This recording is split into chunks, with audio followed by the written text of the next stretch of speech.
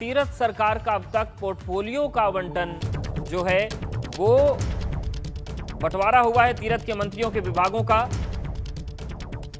हालांकि निगाहें लगातार बनी हुई हैं और तीरथ के मंत्रियों के विभागों को बंटवारे को लेकर एक बड़ी खबर आ रही है इस वक्त, वो हम आपको बताते हैं। क्योंकि 6 दिन बीत गए हैं, प्रदेश भी आस लगाकर बैठा है, मंत्री भी आस लगाकर बैठे हैं और जिस तरीके से जानकारी मिल रही है कि सूत्रों के अनुसार राजभवन की ओर से हरी झंडी मिल गई है, शासन को आदेश करना है और देर रात पोर्टफोलियो के आवंटन का आदेश हो सकता है। हमारे साथ ब्यूरो चीफ अजीत जी लगातार बने हैं। अजीत जी, क्या आज विभागों का फैसला हो जाएगा, ये संभावना ज्यादा है?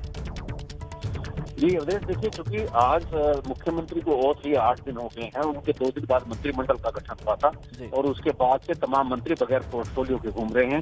एक कैबिनेट बैठक पहले हो चुकी है और एक कैबिनेट बैठक कल होने जा रही है।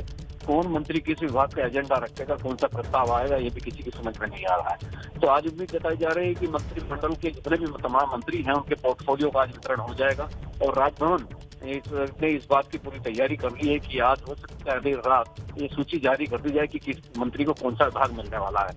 अभी तक तो सभी मंत्री इस बात के इंतजार में बैठे हैं और तमाम लॉबिंग भी कर रहे हैं अच्छे विभाग पाने के लिए, लेकिन मुझे लगता है कि आज इसका पटाक्षेप हो जाएगा। जी ठीक है।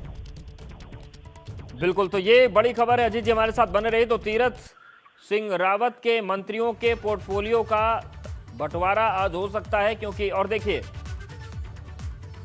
सतपाल महाराज सिंचाई मंत्रालय, बंशीधर भगत संसदीय कार्य मंत्रालय, सुबोध उनियाल कृषि मंत्रालय, तो विभागों के बंटवारे को लेकर इस वक्त की बड़ी खबर आपको बता दें और तस्वीरें भी हम बता रहे हैं। सतपाल महाराज, बंशीधर भगत और सुबोध उनियाल।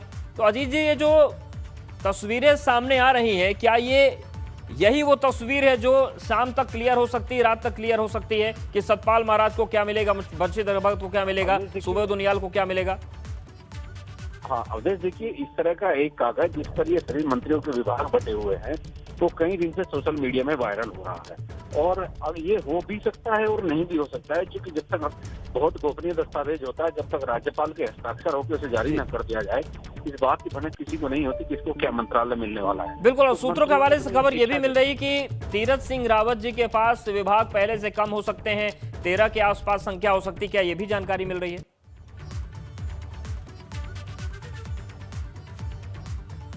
चाहती है ताकि वो लीडरशिप दे सके।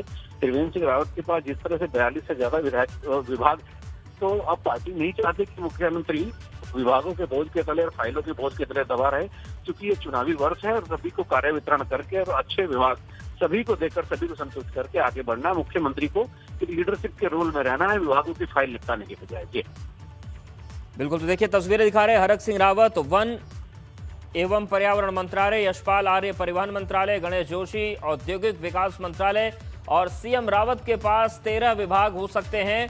तो सबसे पहले हम आपको दिखा रहे हैं, बीपी गंगा आपको दिखा रहा है, बिशन सिंह जुफाल पेयजल एवं ग्रामीण विकास मंत्रालय मिल सकता है यशपाल आर्य को परिवहन, गणेश जोशी औद्योगिक विकास मंत्रालय, हरक सिंह रावत वन एवं पर्यावरण मंत्रालय जो पहले से ही उनके पास है। और तीरथ कैबिनेट के नए मंत्रियों को जो विभागों के बंटवारे की तस्वीर है वो तस्वीर हम आपको दिखा रहे हैं। हालांकि जैसा कि अजीत जी ने कहा कि गोपनीय दस्तावेज होते हैं, लेकिन फिर भी जो जानकारी मिल रही है, अरविंद पांडे शिक्षा मंत्रालय, बिशन सिंह जुफाल पेयजल मंत्रालय, बंशीधर भगत शहरी विकास मंत्रालय, तो ये विभागों के बंटवारे की जो स्थिति है इस तरीके से हो सकती है। अजीत राठी लगातार हमारे साथ बने हुए हैं। अजीत जी, लगातार लॉबिंग चल रही थी, अपने अपने जुगाड़ लगाने की कोशिशें चल रही थी कि एक बेहतर मंत्रालय मिले, बेहतर काम करें, चुनाव में जाएं, इसीलिए 6 दिन लगे क्या कि ये तय नहीं हो पा रहा था कि किसको क्या दिया जाए, और वो स्थिति अब बन गई है। जी अवधेश, देखिए चूंकि मंत्रिमंडल के साथियों के बीच में विभागों का बंटवारा भी मुख्यमंत्री के लिए एक परीक्षा की तरह होता है और वो संगठन के साथ या सेंट्रल लीडरशिप के साथ समन्वय बना करके उनके विचार विमर्श की पत्ती उस लिस्ट को फाइनल होने के लिए राज्यपाल को भेजता है। तो राज्यपाल महोदय उसके बाद हस्ताक्षर करती हैं और उसके बाद वो सूची वापस शासन में मंत्रिमंडल जो एक विभाग होता है, गोपन विभाग, उसको भेज दी जाती है। उसके बाद उनकी अधिसूचनाएं जारी हो जाती है। लेकिन खास बात यह है कि चूंकि इस मामले में अभी तक भी बहुत विलंब हो चुका है और इससे सरकार के बारे में तमाम लोग सवाल उठाने शुरू कर दिए हैं, तो इस बात को भी लेकर भी मुख्यमंत्री को चौकन्ना रहना होगा, क्योंकि 7 दिन के बाद भी मंत्रियों का पोर्टफोलियो नहीं बटा है, नहीं वितरण हुआ है, तो ये मतलब सरकार की कार्यप्रणाली पर भी एक सवाल खड़ा कर रहा है। जी, लेकिन अजीत जी, जिस तरीके की जानकारी आ रही है, अधिकतर मंत्री जो त्रिवेंद्र सिंह रावत की सरकार में थे, उनके मंत्रालयों में ज्यादा बदलाव की स्थिति देखने को नहीं मिलेगी क्या? ऐसी स्थितियां बन रही? हाँ, अभी देखिए, चूंकि ये पॉलिटिकल कॉरिडोर होता है, यहाँ अंदर क्या चल रहा होता है, कई बार चीजें सटीक बैठ जाती हैं, कई बार गॉसिप्स भी हो जाते हैं, लेकिन जब तक ये ऐसा माना जा रहा है कि जो पुराने मंत्री हैं, जिनके पास जो विभाग नहीं होंगे, तो इस तरह से आपने ये सूची अभी हमारे दर्शकों को दिखाई है, ये उसी के हिसाब से है, क्योंकि जिनके पास जो विभाग आपने बताए वो पहले भी उनके पास रहे थे। तो ये कयासबाजी है कि जो पहले मंत्री पहले से अपने विभागों में काम कर रहे थे, उनको उन विभागों को दे दिया जाए, ताकि वो जो पुरानी जो योजनाएं हैं उनकी मॉनिटरिंग करने में उनको दिक्कत ना हो। एक इस बात को लेकर के पार्टी के भीतर मंथन हुआ था, लेकिन सच तभी सामने आएगा जब राजभवन से सूची राज्यपाल महोदया के हस्ताक्षर के बाद में शासन को आ जाएगी। बिल्कुल, लेकिन अजीत जी, जिस तरीके की जानकारी आ रही है बीपी गंगा के पास, अगर हम स्वामी यतीश्वरानंद की बात करें कि गन्ना एवं चीनी अगर मिलता है तो ये उनके ऊपर भी एक बहुत बड़ी जिम्मेदारी है, क्योंकि किसानों की नाराजगी उत्तराखंड में भी उतनी है जितनी उत्तर प्रदेश में, तो चुनावी साल में उनको साधना एक बड़ी जिम्मेदारी हो जाएगी अगर ये मिलता है तो। जी बिल्कुल, जैसा वो हरिद्वार ग्रामीण सीट से जनप्रतिनिधि के तौर पर, विधायक के तौर पर निर्वाचित होते रहे हैं, और वहीं से वो विधायक हैं, अगर वो गन्ना और चीनी उद्योग उनको मिल जाता है तो उनके लिए खास चुनौती एक बन जाएगी, क्योंकि उसी जिले में सबसे ज्यादा केन फार्मर्स हैं, गन्ना किसान सबसे ज्यादा हरिद्वार में है, और फिर उसके बाद उधम सिंह नगर का नंबर आता है। तो ये मैदानी जो 2 जिले हैं, ये किसान बाहुल हैं, और ये गन्ना किसान यहाँ पर सबसे ज्यादा होते हैं, तो उन पर एक नैतिक दबाव बना रहेगा, क्योंकि उनका होम डिस्ट्रिक्ट है और वहीं से वो विधायक बनकर आते हैं, तो उन पर वाकई है कि उनके सामने एक चुनौती रहेगी, और वो दबाव में उनको आगे बढ़ना होगा, किस तरह से गन्ना किसानों के भुगतान किया जाए। बिल्कुल, और अजय जी, जो गणेश जोशी को लेकर जानकारी मिल रही है कि औद्योगिक विकास मंत्रालय उनको मिल सकता है, औद्योगिक विकास विभाग मिल सकता है, ये भी एक बड़ी चुनौती है, क्योंकि तीरथ सिंह रावत ने जो पहली बातचीत एबीपी गंगा से की थी, उन्होंने कहा था कि उद्योगों को हम बढ़ावा देंगे, पलायन को रोकेंगे, हमारा विजन है। ऐसे में उद्योगों को लेकर बहुत बड़ी चीज होगी, उन पर बड़ी जिम्मेदारी हो जाएगी कि उद्योग बढ़े, पलायन रुके। जी बिल्कुल, आपने सही कहा कि पलायन रोकने के लिए उद्योग को तो लाना ही पड़ेगा, कि उद्योग, वो हैवी उद्योग, तो हैवी इंडस्ट्री तो पहाड़ में नहीं जा सकती, क्योंकि एनवायरनमेंट का इशू बहुत ज्यादा रहता है, ट्रांसपोर्टेशन का खर्च इतना हो जाता है कि कोई भी इंडस्ट्री लगाने के लिए वहाँ तैयार नहीं होता। लेकिन फिर भी कुछ निवेशक ऐसे हैं जो फूड इंडस्ट्री है, जैसे अगर ये देखना चाहते हैं, एरोमेटिक इंडस्ट्री है, तो ये तमाम जो ये जी हमारे साथ बन रही है, हमारे साथ बंशीधर भगत जी जुड़ गए हैं। बहुत स्वागत है भगत साहब। आज जी धन्यवाद। ये माना जा रहा है कि पोर्टफोलियो का आवंटन हो जाएगा, कौन सा विभाग आप एक संभालते हुए देख सकते हैं? क्या इस बारे में आप लोगों को सूचित कर दिया गया है? हाँ नहीं, हमको आवास दिया है, शहरी विकास दिया है, खाद्य विभाग दिया है, काफी महत्वपूर्ण विभाग दिए, सूचना दिया है जी, काफी दिया है, जो दिया है उसमें काम करना चाहिए, काम करने का मौका है। जी बिल्कुल। बंशीधर भगत जी, जैसा कि आपने कहा कि आपको आवास मिला है, खाद्य मिला है, सूचना विभाग मिला है, आवास को लेकर एक बड़ी चुनौती रहेगी क्या? क्योंकि पलायन भी रोकना है, शहरी विकास की एक बड़ी चुनौती रहेगी क्या? पलायन रोकने के लिए बड़ी भूमिका हो जाएगी आपकी? हाँ, सब ठीक करेंगे, ठीक करेंगे, जो भी है सब ठीक करेंगे। बिल्कुल। बंशीधर भगत जी, हमारे साथ ब्यूरो चीफ अजीत राठी जी भी लगातार बने। अजीत जी, आप कुछ सवाल पूछना चाहते हैं? नहीं, चूंकि बंशीधर भगत जी बहुत ही अनुभवी मंत्री हैं, प्रदेश संगठन की कमान संभाल चुके हैं, तो शहरी क्षेत्र में भगत जी, शहरी क्षेत्रों में किस तरह से प्रधानमंत्री आवास योजना का विस्तार करना है? अब देखते हैं, अभी तो विभाग मिला है, थोड़ा विभाग के साथ बैठते हैं, जैसी व्यवस्था हो सकती होगी बढ़िया वो करेंगे। अभी क्या कहा जा सकता है, अभी तो विभाग मिला है, देखेंगे उसको। बिल्कुल, ठीक है सर, नमस्ते। बंशीधर भगत जी, और जो आपके और अन्य विभाग हैं, उसमें क्या कार्य प्रणाली पहले से बेहतर होगी और वाइब्रेंट करने की कोशिश होगी, क्योंकि 1 साल बचे हैं चुनाव में जाने में?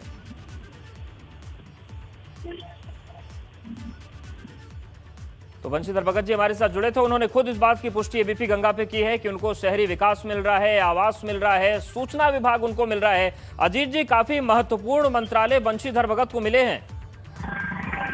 जी बिल्कुल, क्योंकि बंशीधर भगत इस बात की स्वयं स्वीकारोक्ति कर रहे हैं कि उनको ये 3 विभागों की सूचना मिल गई है और इन 3 विभागों की सूचना के बाद वो इस पर काम शुरू करेंगे। तो मुझे लगता है कि कुछ और मंत्रियों को भी ये विभाग मिलने की सूचना मिल गई होगी। और शहरी विकास चूंकि प्राइम मिनिस्टर की प्रायोरिटी का एक विभाग है जिसमें प्रधानमंत्री आवास योजना काम कर रही है, आवास विभाग है जिसमें प्रधानमंत्री आवास योजना और तमाम दूसरी चीजें काम कर रही है, स्वच्छ भारत अभियान शहरी विकास विभाग के अंतर्गत आता है। तमाम ऐसी चीजें हैं कि जो शहर को साफ सुथरा रखने के लिए और गरीब लोगों के आवास व्यवस्थित करने के लिए, उनके आवास निर्मित करने के लिए ये तमाम बड़ी चुनौतियां इनके सामने रही। जी बिल्कुल। और सूचना विभाग की बात करें जी, उन्होंने ये भी कहा कि सूचना विभाग भी उन्हें मिला है। इस विभाग की भी बड़ी भूमिका हो जाती है चुनावी साल में, जब जाना है कि हमने क्या किया, जनता के बीच कम्युनिकेशन बनाने में बड़ी भूमिका होगी इस विभाग की। जी, सूचना विभाग की जहां तक मैं आपको एक जानकारी और दे देता हूं कि सूचना जनसंपर्क विभाग एक ऐसा विभाग है कि पहले एक बार इंदिरा हृदय सिंह उस विभाग की कैबिनेट मंत्री रही हैं। अमूमन तौर पर इस विभाग को मुख्यमंत्री ही अपने पास रखते हैं। अगर ये उसी सूचना विभाग की बंशीधर भगत बात कर रहे हैं तो वो बहुत ही महत्वपूर्ण है और सरकार की जो नीति और रीति है उसको प्रचार प्रसार करने में सूचना विभाग का मीडिया के साथ एक संवाद स्थापित करने में एक बहुत बड़ा रोल होता है, एक डायलॉग स्थापित करने में बहुत बड़ा रोल होता है। तो बंशीधर भगत इस मामले को कितने आगे तक ले जा सकते हैं, तो ये चुनौती भी इनके सामने बनी हुई है और सूचना और जनसंपर्क विभाग भी वाकई बहुत ही महत्वपूर्ण विभाग माना जाता है। जी बिल्कुल। तो देखिए तस्वीरें हम दिखा रहे हैं तीरथ कैबिनेट के नए मंत्री, विभागों के बंटवारे की जो खबर आ रही है। हरक सिंह रावत वन एवं पर्यावरण मंत्रालय, यशपाल आर्य परिवहन मंत्रालय, गणेश जोशी औद्योगिक विकास मंत्रालय। लेकिन आपको हम बता दें कि अभी औपचारिक तौर से सूची जारी होनी है, लेकिन जो हमें जानकारी मिल रही है उस हिसाब से हम आपको बता रहे हैं। विनोद भी हमारे साथ जुड़ गए हैं। विनोद, मंत्रालयों के बंटवारे को लेकर क्या जानकारी मिल रही है? बंशीधर भगत तो एबीपी गंगा से जुड़कर अपने मंत्रालय स्पष्ट कर चुके हैं कि आवास, शहरी विकास और सूचना उनको मिल रहा है, लेकिन और नामों को लेकर क्या जानकारी मिल रही है? जी अवधेश, देखिए तीरथ सरकार के मंत्रिमंडल का जो पोर्टफोलियो का इंतजार था वो खत्म हो चुका है और शासन स्तर पर अब आदेश जारी कर दिए गए हैं और जितने भी मंत्री थे उनका पोर्टफोलियो अब शासन की ओर से जारी कर दिया गया है। और यह भी मैं आपको बताऊं कि करीब मुख्यमंत्री पर पहले 40 विभाग थे और ऐसे में उनके विभागों में कटौती होते हुए करीब उनके पास में अब 20 विभाग है, यानी 17। बिल्कुल विनोद, हमारे साथ बने रहिए। हरक सिंह रावत जी हमारे साथ जुड़ गए हैं। हरक सिंह रावत जी, स्वागत है आपका एबीपी गंगा पर। कौन कौन से विभाग की जिम्मेदारी आप संभालने जा रहे हैं? देखिए, मुझ पे जो पहले से विभाग थे जिसमें वन हो गया, जलवायु परिवर्तन जिसको पर्यावरण विभाग भी कह सकते हैं, अलग से मंत्रालय हमने पिछली बार बनाया था जी। और श्रम है और कौशल विकास, प्रशिक्षण, संयोजन और आयुर्वेद और आयुर्वेदिक चिकित्सा जी। ये विभाग मेरे पास पहले भी थे। वही विभाग इस बार भी तीरथ जी के समय में भी वही विभाग मेरे पास है जी। और पहले से मंत्री थे उनके पास जो विभाग पहले से थे वही विभाग मिले और ये ठीक भी है क्योंकि इससे हम 4 साल में जो योजनाएं हमने चलाई हैं इन विभागों में उनको आगे बढ़ाएंगे और जिससे इस 1 साल में उसका आउटपुट दिखाई देगा, जनता को उसको लाभ मिल सकेगा। बिल्कुल हरक सिंह रावत जी, पहले तो बहुत शुभकामनाएं आपको। और अब सवाल ये है कि तीरथ सिंह रावत जी ने जब ओथ ली उसके बाद उन्होंने कहा कि पलायन को रोकना एक बड़ी चुनौती है, हम उसको बेहतर काम करेंगे। ऐसे में आपकी जिम्मेदारी बहुत बढ़ जाएगी क्योंकि स्किल डेवलपमेंट की जिम्मेदारी आपको निभानी है। तो किस तरीके से पूरा प्लान चलेगा 1 साल तक?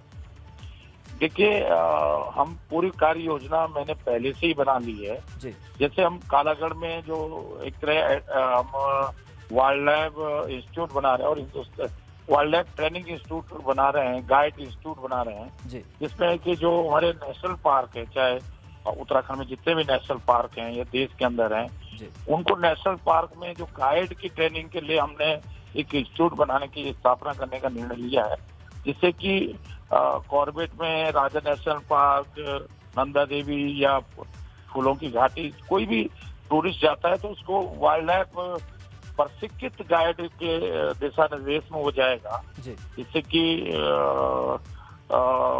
लोगों को रोजगार भी मिलेगा और टूरिस्ट को नॉलेज भी मिलेगी कि उनको ज्ञान भी होगा।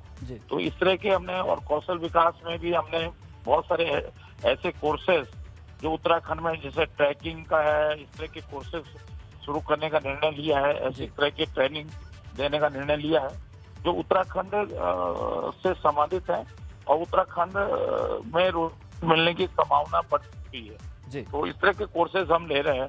फिल्म इंस्टीट्यूट से संबंधित कैमरामैन, जिससे कि लोग जब फिल्म की शूटिंग हो, किसी सीरियल की शूटिंग हो, तो मुंबई से पूना से पूरा सेट लेके नहीं आना पड़े, यहीं उनको प्रशिक्षित और योग्य कैमरामैन, एडिटर, ट्रेनिंग देने वाले, सब तरह से एडिट करने वाले, सब तरह के लोग, प्रशिक्षित लोग यहाँ उपलब्ध हो जाएं, तो उन लोगों को रोजगार भी मिलेगा और जो फिल्म शूटिंग करने के लिए लोग आते हैं उनको भी फायदा होगा कि उनको पूरा ताम झाम लेकर मुंबई से यहाँ आने की आवश्यकता नहीं पड़ेगी। यानी कि हरक जी, हम ये कह सकते हैं कि जैसे उत्तर प्रदेश में नोएडा में एक फिल्म हब बनाने की तैयारी है, उसी तरीके से आपकी कोशिश होगी कि उत्तराखंड भी फिल्मों का हब बने, वहां पर भी निर्माण जो फिल्मों का है वो उसको बढ़ावा देंगे आप?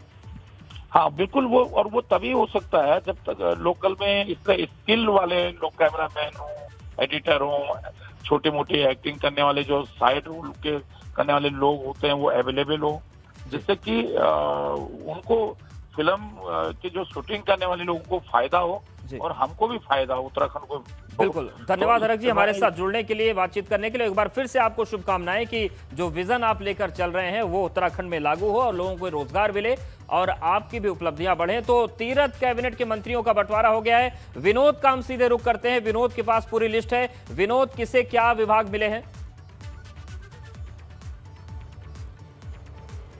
जी, अब देश देखिए, जो भी त्रिवेंद्र सरकार के जो मंत्री थे, कैबिनेट मंत्री थे, राज्य मंत्री थे, और जिनके पास में जो भी विभाग थे यथावत उनके विभाग रखे गए हैं। बदले अगर जो नए चेहरे हैं यानी 4 मंत्री हैं उनके विभागों में अलग से फेरबदल किया गया है, उनको अलग से विभाग दिए गए हैं, जिनमें अगर खासकर सबसे पहले अगर बात करें बंशीधर भगत, उनको विधायी एवं संसदीय कार्य मंत्री बनाया गया है। खाद्य आपूर्ति विभाग, शहरी विकास और सूचना प्रौद्योगिकी उनके पास रखा गया है। इसके साथ साथ जो नए मंत्री हैं यानी बिशन सिंह चुफाल, जी सुन पा रहे हैं हम आपको, उनको पेयजल और ग्रामीण निर्माण जनगणना की एक जिम्मेदारी दी गई है। इसके साथ साथ में जो अन्य यतीश्वरानंद है, जिनको राज्य मंत्री अब तीरथ सरकार में बनाया गया है, उनको भाषा पुनर्गठन, गन्ना विकास एवं चीनी उद्योग का जिम्मेदारी दी गई है। जिसके साथ साथ जो नए मंत्री हैं, कैबिनेट मंत्री हैं गणेश जोशी, उनको सैनिक कल्याण, उद्योग विकास और MSME के साथ साथ खादी एवं ग्राम उद्योग की जिम्मेदारी दी गई है। लिहाजा जो अन्य मंत्री हैं, कैबिनेट मंत्री हैं, उनको यथावत वही पूर्व की जिम्मेदारी दी गई है। लिहाजा आज तीरथ सरकार के जो पोर्टफोलियो था वो जारी कर दिया गया है, शासन की ओर से आदेश हो गया है। अब देश देखना होगा कि अलग अलग जो भी मंत्री हैं, कैबिनेट मंत्री हो या राज्य मंत्री हो, उनकी अपने विभागों को लेकर क्या प्राथमिकता रहेगी। आखिरकार अब राज्य सरकार के पास में 1 साल से बिल्कुल विनोद हमारे साथ बने रहिए। अरविंद पांडे जी हमारे साथ जुड़ गए हैं। अरविंद जी, बहुत स्वागत है आपका एबीपी गंगा में और शुभकामनाएं आपको कि मंत्रालय फिर से आपको शिक्षा का मिला है और शिक्षा को लेकर जो आपके कार्य चल रहे थे, चाहे मंत्री रहते हुए और चाहे शपथ लेते हुए, हमने संस्कृत में शपथ लेते हुए आपको सुना, किस विजन के साथ अब बढ़ेंगे आप अगले 1 साल तक? सबसे पहले आपका वैसा बहुत बहुत धन्यवाद। और जो विभाग हम लोगों के पास पहले से थे जी, उन सब विभागों में हम लोगों ने जनता की जो समस्याएं थी उनके समाधान करने के निमित्त हम लोगों ने काम किया है। और अब हमारे माननीय मुख्यमंत्री जी ने जो हम लोगों पर विश्वास किया है, भरोसा किया है, वो जो दायित्व हम लोगों को सौंपा है जी, निश्चित ही हमारा प्रयास होगा कि इन दायित्वों को ऐसा इनमें अपने दायित्व को निभाया जाए जिससे कि आम जनमानस को इससे हित हो, उनका हित हो, उनकी समस्याओं का समाधान किया जाए, ये हमारी प्राथमिकता होगी। और मेन मुख्यमंत्री जी ने जो हम लोगों पर भरोसा किया है उस भरोसा को कायम रखना ये हमारी जिम्मेवारी है। और मैं आपके माध्यम से जो भी बंधु सुनने होंगे मेरी बात को, मैं उनको विश्वास दिलाना चाहता हूँ कि निश्चित ही भले समय कम हो लेकिन अपने डिपार्टमेंट के प्रति हम बिल्कुल सजगता के साथ ईमानदारी से प्रदेश के हित में हम काम करेंगे, हम आपको विश्वास दिलाना चाहते हैं। बिल्कुल। अरविंद जी, एक सवाल और भी है कि कोरोना के बाद बहुत परिस्थितियां बदली हैं, ऐसे में क्या उत्तराखंड में भी जो शिक्षण व्यवस्था है उसको ऑनलाइन प्लेटफॉर्म में लाने के लिए कुछ नई कोशिशें होंगी, कुछ नवाचार देखने को मिलेंगे? बिल्कुल भाई साहब, आपने देखा कि हमने स्कूल भी समय से खोला और स्कूल खुलने से पहले हम लोग कोरोना काल में भी हमने बहुत कम समय में हमारे उत्तराखंड बोर्ड में अपने सब बचे हुए एग्जाम भी करवाया, परीक्षा फल भी समय से हमने दिया। ऐसे ही हमारा प्रयास होगा कि कोविड-19 की समस्या, इसकी गाइडलाइन है, इसका पालन करते हुए अपने विभाग को हम लोग आगे बढ़ाएंगे। संस्कृत के लिए क्या नया होगा अरविंद जी, क्योंकि संस्कृत में शपथ लेकर आपने संदेश दिया था। बिल्कुल हमारी संस्कृत भाई साहब हमारी इस प्रदेश की द्वितीय राजभाषा है जी। और इसको हमारे अभी तक द्वितीय राजभाषा होने के बावजूद भी इसका अभी तक कोई विनियम नहीं बना था। हमारा प्रयास है कि बहुत जल्दी कैबिनेट से हम विनियम को पास करवाएं और जो नियम कानून बना के चाहे इसमें शिक्षकों की तैनाती हो, ताकि जब शिक्षक होंगे तभी हमारे पढ़ने वाले विद्यार्थियों की संख्या भी बढ़ेगी, आचार्यों की संख्या बढ़ेगी। ये हमारा प्रयास है। धन्यवाद और हमसे जुड़ने के लिए, और फिर से शुभकामनाएं अरविंद जी आपको कि आप बेहतर काम करें और जो आपका विजन है वो पूरा हो। तो तीरथ कैबिनेट के मंत्रियों का जो पोर्टफोलियो है वो तय हो गया, और जैसा कि विनोद लगातार हमारे साथ जुड़े हैं वो बता रहे हैं कि जो पूर्व में मंत्री थे त्रिवेंद्र रावत कैबिनेट में, उनका मंत्रालय वही है। जो 4 नए मंत्री बने हैं उनको जिम्मेदारियां दी गई हैं। विनोद, जिस तरीके से अगर हम बात करें नए मंत्रियों की, तो स्वामी यतीश्वरानंद को चूंकि वो जो गन्ना और चीनी वाला इलाका है, एक बड़ी जिम्मेदारी होगी किसानों को साधने की भी इनके सामने एक बड़ी जिम्मेदारी, बड़ा भरोसा नेतृत्व ने जताया इन पर। जी अब देश देखिए, आपने ठीक कहा, क्योंकि मैदानी क्षेत्र में गन्ना बाहुल्य क्षेत्र है और ऐसे में किसान बाहुल्य क्षेत्र भी इसको कहा सकता है। और किसानों का आंदोलन जिस तरीके से लगातार चरम सीमा पर रहा, उनकी मांगे लगातार हो, तो एक जिम्मेदारी स्वामी यतीश्वरानंद पर रहेगी, क्योंकि तीरथ सरकार में उनको राज्य मंत्री बनाया गया है गन्ना विकास के